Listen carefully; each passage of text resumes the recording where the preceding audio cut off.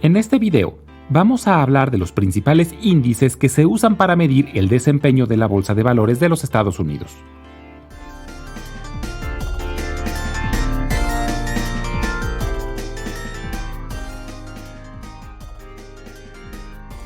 Un índice no es más que un indicador, y cuando hablamos de la bolsa, hablamos de un indicador del desempeño de las acciones que cotizan en los mercados de valores. Es un promedio que nos da una idea del movimiento general de la bolsa. Y en Estados Unidos hay muchos de estos indicadores, pero los más usados son tres: el Dow Jones, el Standard & Poor's 500 y el Nasdaq. Y vamos a explicarlos uno por uno. Empezamos con el Dow, porque es el más antiguo de los tres y el más conocido. Se empezó a utilizar en 1896. Su nombre completo es Dow Jones Industrial Average, lo que sería promedio industrial Dow Jones, pero se le suele decir Dow Jones o simplemente el Dow. Lo interesante del Dow Jones es que solo contiene 30 empresas que están repartidas en distintas industrias y son de las más grandes e influyentes de los Estados Unidos. Pero si consideramos que hay más de 6,000 empresas cotizando en los principales mercados en Estados Unidos, usar solo 30 empresas como referencia suena un poco limitado, y por eso es que ya no se considera como el mejor indicador. Otro problema con el Dow es que es un promedio ponderado basado en el precio de la acción y no en el valor de la empresa. Esto es porque hace muchos años, cuando el Dow empezó antes de que existieran las computadoras, era más fácil hacerlo de esta manera, y se ha decidido mantenerlo así por tradición. Pero esto hace que empresas con acciones de mayor precio tengan más influencia en el índice, aunque no sean las más valiosas. Por ejemplo, las tres que más peso tienen al día de hoy son United Health, Microsoft y Goldman Sachs. Y por otro lado, la empresa más valiosa, que es Apple, está en el número 12 en influencia dentro del índice. En ocasiones, se dice erróneamente que las 30 empresas del Dow son las más grandes que cotizan en la bolsa, pero esto no es así. Son empresas de distintas industrias y sí suelen estar las más grandes de cada industria, pero no son las 30 más valiosas. De hecho, de las 7 empresas que al día de hoy son las más valiosas de los Estados Unidos, que son Apple, Microsoft, Alphabet, Amazon, Nvidia, Meta y Tesla, únicamente están Apple y Microsoft. Pero están empresas como Walmart, McDonald's, Coca-Cola, Procter & Gamble, Caterpillar, Boeing, Nike y Disney, que son líderes dentro de sus propias industrias. Otro dato interesante sobre el Dow es que sus componentes son escogidos de forma muy subjetiva por un comité formado por escritores del Wall Street Journal, y van sacando y metiendo empresas según lo ven conveniente. El último cambio se dio en agosto de 2020, cuando sacaron del Dow a ExxonMobil, Pfizer y Raytheon, y añadieron a Salesforce, Honeywell y Amgen. El índice más usado de todos es el Standard & Poor's 500.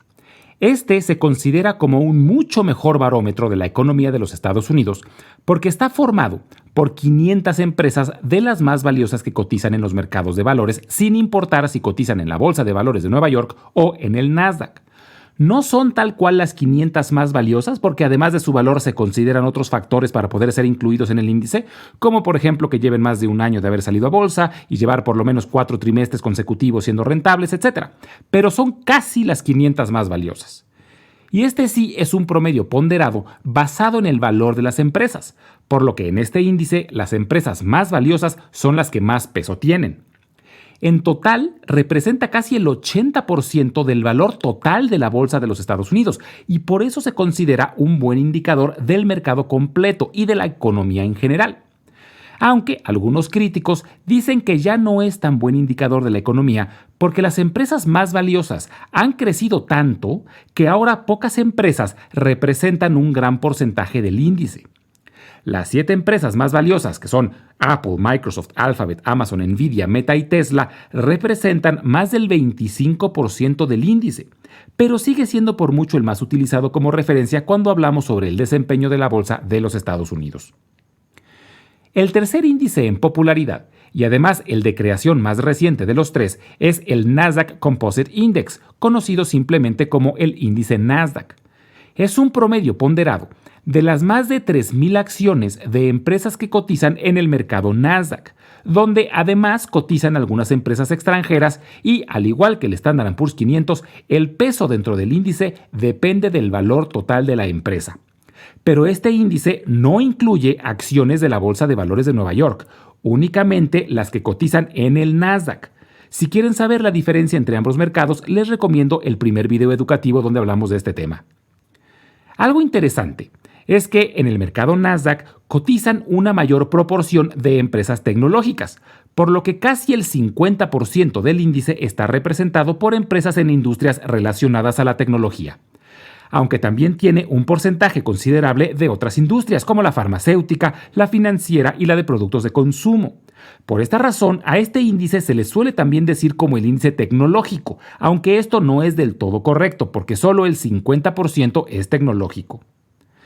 Además de estos tres índices, hay muchos otros que también son populares, como el Nasdaq 100, que solo incluye las 100 empresas más grandes del Nasdaq, el Standard & Poor's Mid Cap 400, que rastrea el desempeño de empresas medianas, y el Russell 2000, que incluye únicamente empresas pequeñas, etc. Pero por mucho, los tres índices más usados en Estados Unidos son el Dow Jones, el Standard & Poor's 500 y el Nasdaq.